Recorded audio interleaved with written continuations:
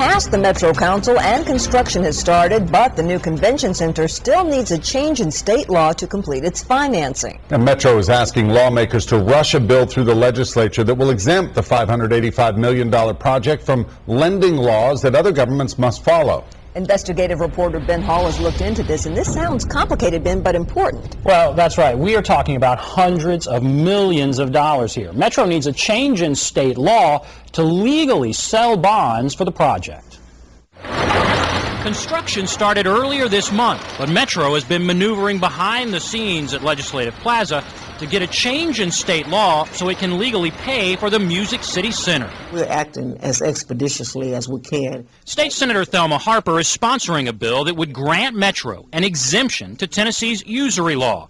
That's the law that sets the maximum interest rates city can legally pay on bonds. When we go to sell the bonds, there's a possibility that the rate might actually be slightly above what's legally permitted.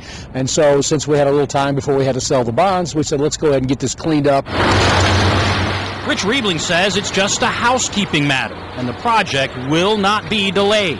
But an article in today's Bond Buyer newspaper says Metro hoped to sell bonds last month, but that was delayed until the legislature changes the law.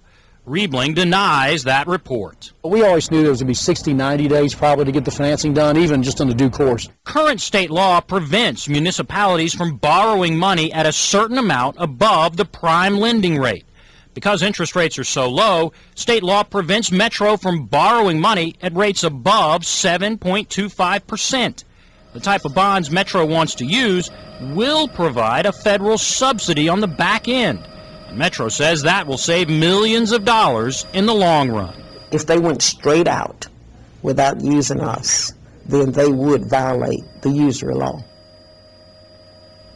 Senator Harper hopes this will pass in the next 2 weeks. Metro says the governor is on board and they expect smooth sailing through the legislature. The change in law will only apply, Vicki, to the convention center here in Nashville. All right, thanks, Ben. Now, Metro is funding the convention center primarily through Build America bonds. They are special bonds that are part of the federal stimulus package.